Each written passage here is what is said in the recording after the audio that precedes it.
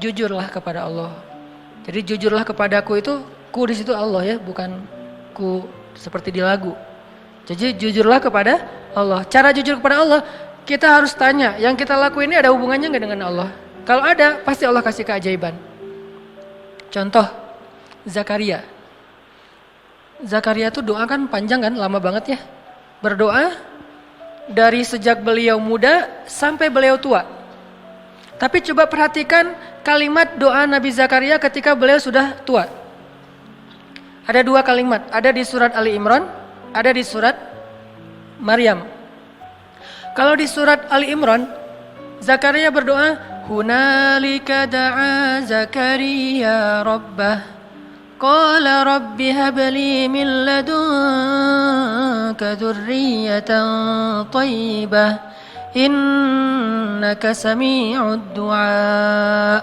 Kalau di surat Maryam, wa inni khiftul mawaliya min warai wa kanat imraati aqira fahab li min ladunka waliya yarithuni wa yarithu min ali yaqub waj'alhu rabbi radiyya. Apa rahasia di antara dua kalimat ini? Kenapa Nabi Zakaria berdoa panjang dalam hidupnya belum Allah kabulkan? Bukan tidak, belum. Kenapa pas habis doa ini langsung Allah kabulkan? Langsung Allah bilang, fanadathul malaikah. Kalau di surat Maryam, ya Zakaria, langsung Allah panggil. Kenapa cepat dikabulkan? Karena di dua doa ini Nabi Zakaria udah mulai mengkonekkan antara keinginannya dengan Allah. Kalau di surat Ali Imran, Nabi Zakaria ngelihat Maryam yang dapat makanan dari langit. Aduh, ini anak soleha banget, dicinta banget sama Allah, sampai segitu-segitunya Allah memperlakukan anak kecil ini. Anak SD duduk di sebuah ruangan kecil, mihrab namanya. Terus lapar, Allah yang ngasih makan. Dia belum berdoa, dia lapar doang, Allah langsung datangkan makanan. Dan yang bawa makanan apa? Bukan gosen, malaikat. Dibawa gosen aja bikin kita nyaman kan ya. Males keluar, udah aja gosen kan murah ya, tinggal klik. Kalau misalnya nggak ada saldonya ya bayar cash lah ya. Mudah banget, 10 menit datang gitu. Ini lebih dahsyat daripada gosen, malaikat yang datang. Dan makanannya masih hangat, terjamin nggak ada sama sekali penyakit di dalamnya. Dibawa oleh malaikat, dihidangkan depan Maryam, malaikat balik, Nabi Zakaria masuk. Kata Nabi Zakaria, ya Maryam, anna laki hadza? Kamu dapat dari mana makanan ini? Kan paman belum kirim kan? Ini baru paman bawa. Kata Maryam, huwa min indillah, Allah yang kirim. Anak SD ngomong gitu. Ada nggak anak SD sekarang? Dek, dapat dari mana? Allah yang kirim, Om. Wah, itu soleha banget kan? Tingkat dewa tuh luar biasa. Allah yang kirim. Ya memang nggak ada lagi. Emang adanya cuma di zaman itu. Maryam sampai bilang dari Allah, paman. Allah yang kirim. Dan Allah bukan hanya ngomong Allah yang kirim, sampai ceramahin Zakaria. Innallaha yarzuqu may yasha'u bighairi hisab. Allah itu paman, kalau ngasih rezeki itu nggak bisa dihitung-hitung loh. Bin haitsu la yahtasib. Oh iya ya. Jadi Zakaria dapat taklim dari Maryam. Cuma nanya satu hal tapi dapat ilmu lebih dari yang dia tanya. Ya Maryam, anna laki hadza? Kamu dapat dari mana Maryam? Huwa min indillah. Innallaha yarzuqu may yasha' bighairi hisab. Ini dari Allah, Allah yang kirim. Allah itu memberi rezeki kepada hambanya. Dan Allah kalau udah ngasih rezeki gak bisa ditebak-tebak dari mana caranya. Itu kata-kata Maryam. Kagum Zakaria.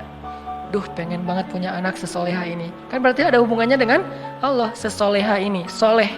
Baru hunalika, saat itu juga di sana Zakaria berdoa, Rabbi habli min ladunka dzurriyyatan thayyibah. Kayak gitu ya Allah, saya pengen kayak gitu. Langsung Allah kirim malaikat, katakan ke Zakaria dia akan punya anak persis kayak Maryam, tapi namanya jenis kelaminnya laki-laki, namanya Yahya. Kalau di surat Maryam, apa doa Zakaria? Wa inni khiftul mawali min warai wa kanat imraati aqira. Ya Allah, dakwah saya nanti siapa yang akan meneruskan kalau saya nggak punya anak? Itu intinya. Jadi pengen punya anak bukan sekedar pengen lucu-lucuan, pengen ada qurrata ayun, penyejuk hati apa, pengen bangga-banggaan anak saya sarjana, anak saya apa segala macam. Bukan, pengen punya anak karena pengen ada yang nerusin dakwah beliau. Karena ada hubungannya dengan Allah kan? Berarti melibatkan Allah dalam permintaannya.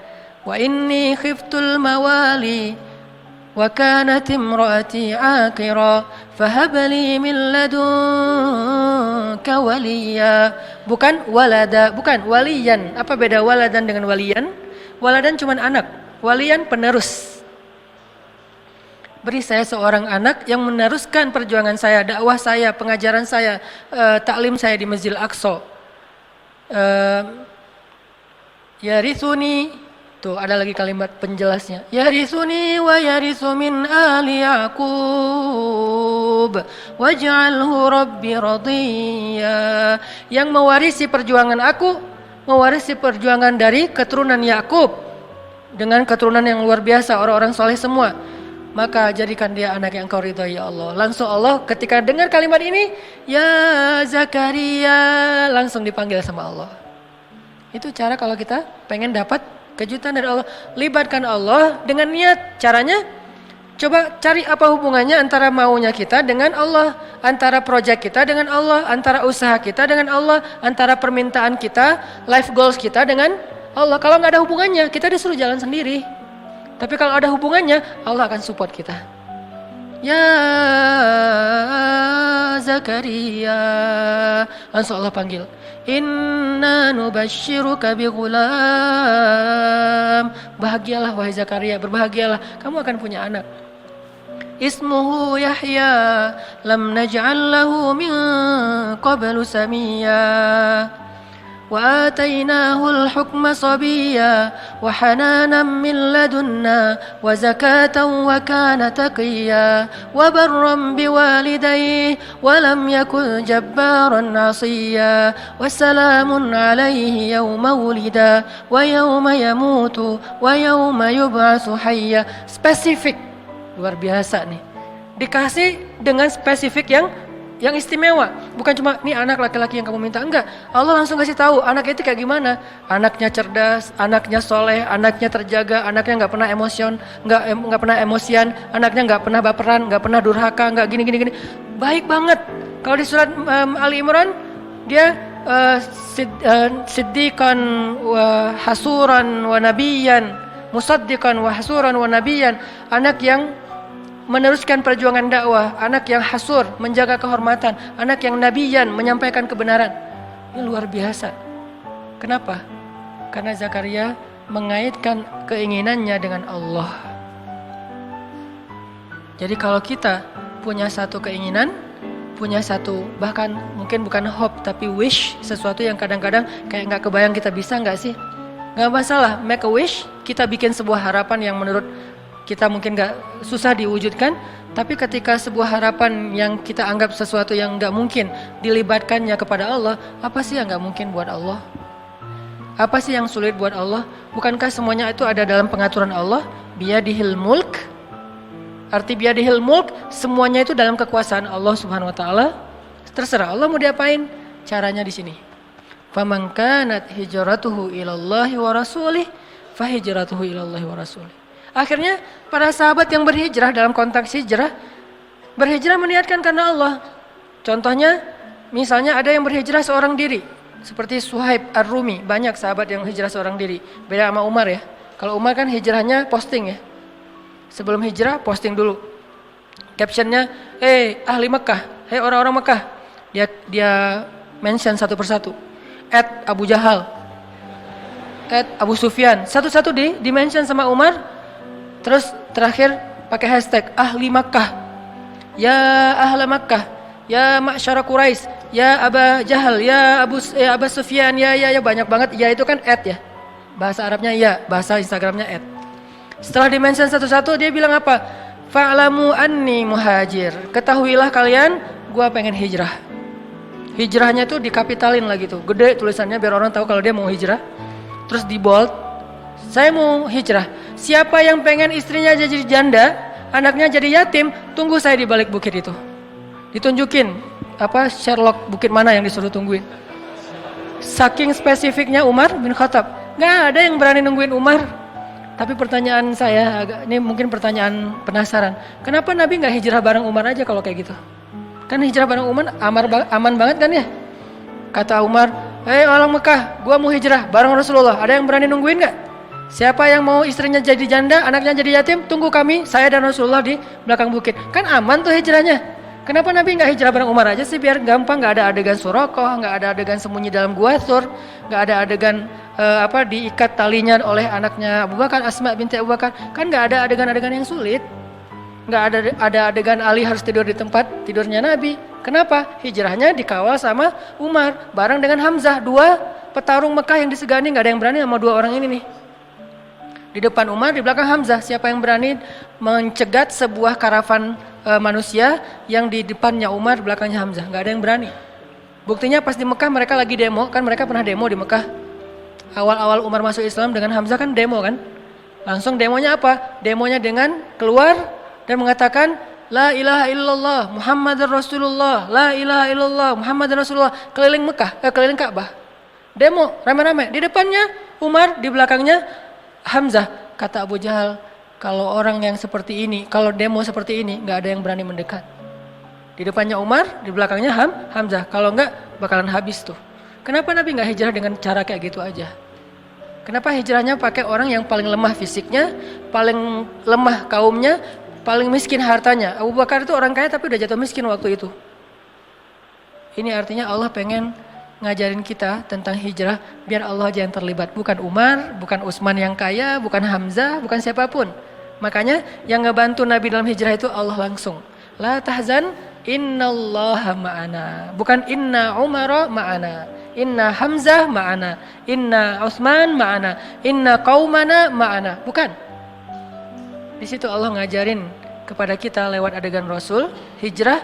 Kalau kita melibatkan Allah, hijrah kita lebih aman daripada melibatkan manusia.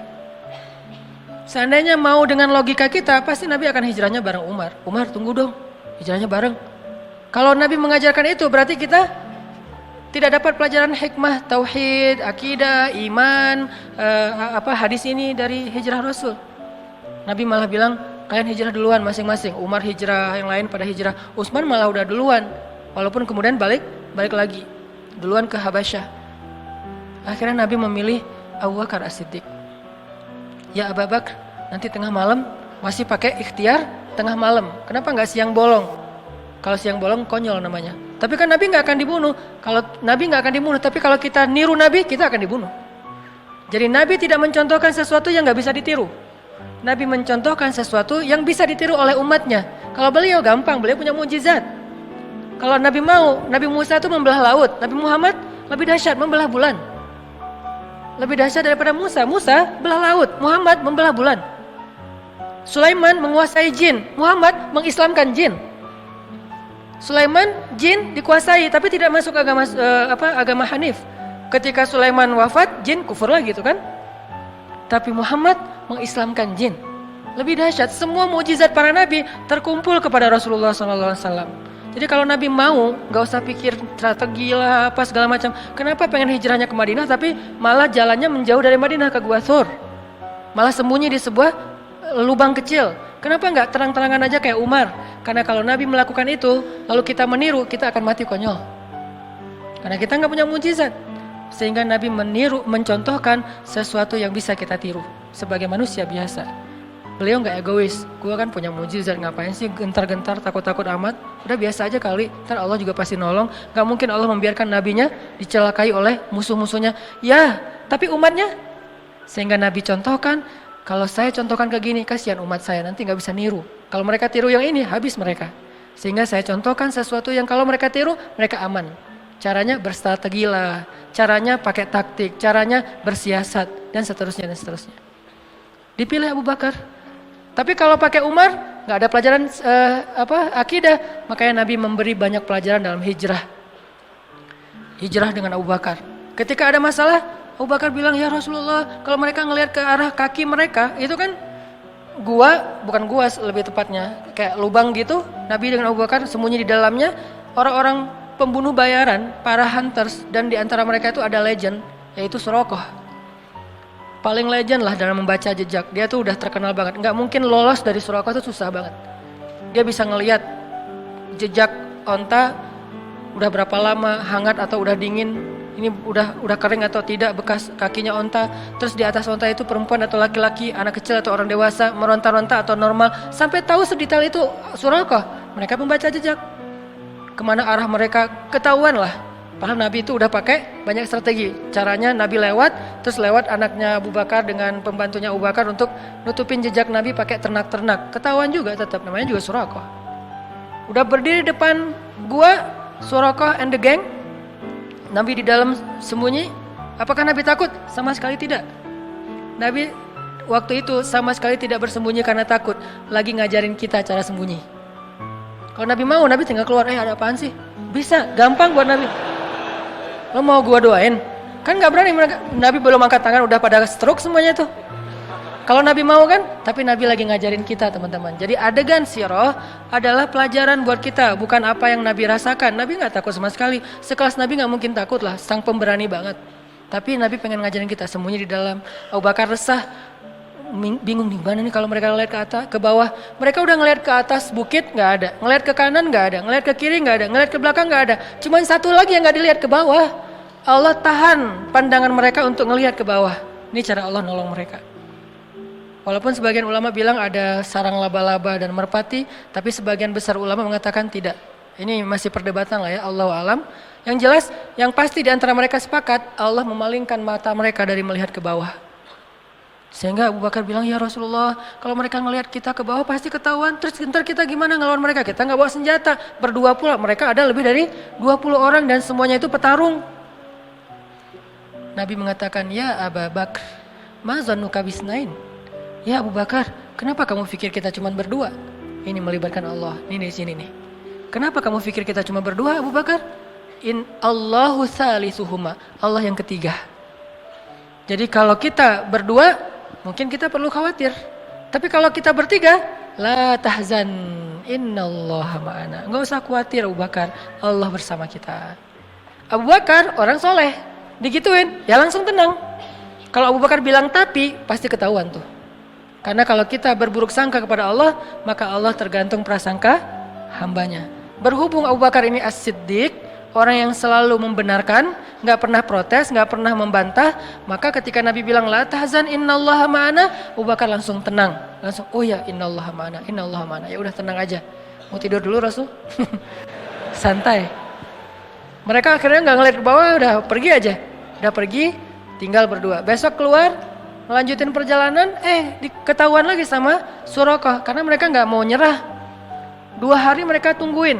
Gak mungkin Muhammad pergi karena aku udah baca beberapa tempat jalan keluar dari Mekah itu gak ada jejak mereka. Pasti mereka ada di sini. Suraqah punya feeling, instingnya tuh bagus. Belum keluar Muhammad, belum keluar. Dia cari siang malam. Ketahuan juga pas hari Nabi keluar Mekah. Dari kejauhan Suraqah ngelihat. Pas Suraqah ngelihat dikejar oleh Suraqah, kan Nabi udah bilang innallaha ma'ana, Allah bersama kita, biar Allah aja yang beresin Suraqah, nggak usah kita jalan aja santai. Abu Bakar jalan, nggak usah dipercepat langkahnya. Sampai Nabi bahkan nggak mempercepat langkahnya loh. Dikejar sama Suraqah dengan ontanya yang cepat, Nabi santai aja. Kenapa? Biar Allah aja yang beresin dia. Ternyata Allah punya cara yang lebih indah daripada yang kita bayangin. Kalau kita punya teman yang tangguh kayak Umar bunuh Suraqah, gitu kan? Umar pasti akan ngeluarin pedang. Kalau Allah tidak membunuh Suraqah, tidak menaklukkan fisik Suraqah, tapi menaklukkan hati Suraqah. Gitu yang paling indah. Makanya biarin Allah yang beresin urusan kita. Allah punya cara yang lebih smart daripada cara kita. Namanya apa? Min haitsu la yahtasib, yang tidak terduga-duga. Tiba-tiba Suraqah ontanya ngambek, nggak mau jalan, tiba-tiba kayak habis bensin gitu loh. Kenapa sih kok mogok nih onta gua nih? Onta Suraqah tiba-tiba mogok, padahal itu onta bagus banget loh. 4000 cc kali ya, cepat banget ya. Kenapa mogok? Onta bagus, baru juga, malah STNK-nya juga BPKB-nya juga belum jadi gitu. Kok udah mau mogok? Heran Suraqah. Akhirnya Suraqah turun, jalan, pas dekat dengan Nabi bilang, "Ya Suraqah, ma bika ya Suraqah. Kamu kenapa sih Suraqah gini-gini amat sama saya?" kata Nabi. Suraqah nggak enak gitu. Nabi itu kan orangnya kayak mempesona ya. Kalau Nabi udah menatap, orang lihat, aduh kegeeran ini kan. Nabi itu keren banget loh. Bukan dalam arti negatif ya, dalam arti nggak enak. Orang segan sama Nabi itu segan banget. Kalau ngelihat wajah Nabi langsung yang marah nggak jadi marah. Saking sempurnanya akhlak Nabi SAW. Jadi kalau Yusuf sempurna fisiknya, Nabi sempurna akhlaknya. Yusuf mempesona fisiknya, Nabi mempesona akhlaknya. Jadi kalau ada cewek ke Yusuf kelepek-kelepek, ke Nabi kelepek-kelepeknya jadi masuk Islam. Siapa? Sofia. Jadi kalau di zaman Yusuf ada istri Al-Aziz kelepek-kelepek sama Yusuf sampai digoda berbuat dosa, kalau Nabi kelepek-kelepek bukan digoda buat dosa, jadi taat. Itu kan keren banget ya. Gara-gara dekat sama Nabi yang tadi benci banget, kata Sofia, tidak ada orang yang lebih saya benci di muka bumi daripada Muhammad. Tiba-tiba setelah beberapa saat Nabi ngomong, terkesima dengan kata-kata Nabi, santun banget, pemilihan diksinya tuh tepat banget, sampai kemudian dia bilang, tidak ada orang yang lebih saya cintai di muka dunia daripada Muhammad. Dari benci banget, jadi cinta banget. Langsung dia bilang, ya Muhammad, saya pernah mimpiin kamu loh, gitu ngomongnya. Tadi nggak ngomong, diam-diam aja, diam-diam baik. Sekarang, saya pernah mimpiin kamu loh katanya. Sampai curhat, saya pernah mimpiin kamu loh. Mimpi gimana? Saya pernah mimpi tiba-tiba di atas kota Madinah ada rembulan, sempurna, bulat, terang, jelas, lalu jatuh ke pangkuan saya. Itu kan mimpi romantis banget ya. Jatuh ke pangkuan saya, dan kata suami saya, itu maksudnya saya nanti akan dinikahi oleh engkau Muhammad, tapi saya ditampar oleh suami saya. Ya iyalah, lo mimpi gitu cerita ke suami ya pasti masih mending ditampar. Wah ini bahaya nih, selingkuh dalam mimpi. Akhirnya Nabi Muhammad melamar Sofia karena emang Allah sudah memilihkan Sofia untuk Rasulullah. Saking istimewanya Sofia ini, karena orang yang menikahi Rasulullah itu bukan Rasulullah berhasrat ke dia, enggak, Allah yang berhasrat ke dia. Hasrat apa? Hasrat terhadap kesolehannya. Karena Allah cinta kepada Sofia, ya udah kayaknya nggak ada cowok yang pantas buat Sofia selain Muhammad. Cinta kepada Aisyah, nggak ada cowok yang pantas buat Aisyah selain Muhammad. Cinta kepada Ummu Salamah, nggak ada cowok yang lebih pantas buat Ummu Salamah daripada Muhammad. Jadi ini cewek-cewek yang di atas rata-rata yang nggak mungkin nikah kalau nggak dengan Nabi Muhammad, akhirnya dijadikan istri Rasul. Kalau ada yang lain datang nggak level. Buktinya apa? Fatimah juga kayak gitu. Ketika ditawarin ke Abu Bakar, gimana ya gitu. Tawarin kepada Umar juga kata Rasul gimana ya. Tapi pas Ali, Rasul langsung ridho. Kenapa? Levelnya hanya untuk Ali, yang paling ideal Fatimah itu. Begitu juga istri-istri Nabi. Nah artinya apa teman-teman? Surakoh, pas dilihat oleh Nabi, mabik ya Surakoh. Nabi ngomong gitu bukan, Surakoh, oh dasar lu ahli neraka apa segala macam. Enggak, Nabi enggak. Kamu ahli neraka, kamu apa, celaka kamu. Enggak, Nabi enggak pernah mengeluarkan kata-kata yang badhi, kata-kata yang rendahan. Nabi bilang, mabik ya Surakoh. Surakoh langsung, jadi tadi pakai pedang terus langsung disarungin, disembunyiin belakang jubah gitu. Terus dengerin, Nabi bilang, ya Surakoh, gimana kalau misalnya kamu memakai mahkota dan jubahnya Kisra. Kisra Raja Persia, kata Surakoh. Ya Raja Persia, mau. Coba. Nabi dalam keadaan lemah, baru diusir dari kampungnya, nawarin baju jubah Raja Persia yang gak mungkin didapatkan kecuali menaklukkan negerinya. Kan ini gak make sense ya. Kayak gak logis gitu kan tawarannya. Abu Jahal kemarin nawarin, siapa yang membawa pulang Muhammad hidup atau mati, gua kasih 100 ekor onta. 1 ekor onta, kalau onta yang dipakai ke luar negeri harganya 200 juta, kali 100 berapa puluh M kan. Dan Abu Jahal punya itu, ada ribuan ekor onta yang dia punya karena orang kaya. Surakoh tiba-tiba lupa dengan tawaran Abu Jahal, langsung bilang, mau Muhammad, saya pakai pakaian jubahnya Raja Persia yaitu Kisra. Kalau gitu caranya, halangilah orang yang pengen mengejar kami. Oke, saya akan halangi. Apalagi Muhammad, apa yang bisa saya lakukan? Perlu saya dampingin? Nggak usah, kata Rasulullah. Akhirnya Rasulullah melanjutkan perjalanan. Surakoh kayak tertegun gitu. Loh, saya kenapa ya? Kayak habis dihipnotis gitu. Datang nih gengnya Surakoh, mau ngejar Muhammad. Surakoh, barengan, kita pengen share ini nanti onta. Kata Surakoh, teman-teman, saya udah meriksa semua daerah sini, dan kalian tahu saya yang paling jago membaca jejak, dan onta saya yang 4000 cc, kalian cuma 1500. Artinya paling cepat gitu. Saya nggak menemukan Muhammad. Pulanglah cari tempat lain. Mereka kan nggak bisa bantah kalau Surakoh kan senior gitu kan, daripada antar dikerjain. Akhirnya ya udah balik aja. Nabi bisa selamat hanya berjalan berdua dengan Abu Bakar As-Siddiq. Kenapa? Melibatkan Allah thalithuhuma. Ma zannuka bisnain ya Abu Bakar. Kenapa kamu pikir kita cuma berdua Abu Bakar? Allahu thalithuhuma. Allah yang ketiga. Bisa nggak sih kita dalam hidup tuh bilang ke istri, ma zannuki isnain, kenapa mama bilang kita cuma berdua, mah kan ada Allah yang ketiga di antara kita, kan itu luar biasa ya. Atau istrinya yang ketika suaminya galau, mulai agak khawatir nih gimana ya, ini gimana ya dalam pekerjaannya, istrinya bilang, "Pah, ma zannuka bisnain? Allahu salisuhuma." Catat kalimat ini nanti. Ma zannuka bisnain. Gak bisa Ustaz, bahasa Arab susah, udah bahasa Indonesia aja. Kenapa papa mikir kita cuma berdua, Pak? Kan Allah yang ketiga. Oh iya ya, Allah yang ketiga, langsung Allah bantu tuh. Tapi kalau papanya bilang, tapi mah, nah berarti ana inda zanni abdi bi. Aku tergantung gimana persangkaan hambaku kepadaku. Libatkan Allah teman-teman, dalam niat kita, dalam doa kita, dalam harapan kita, dalam pekerjaan kita. Pasti Allah bantu.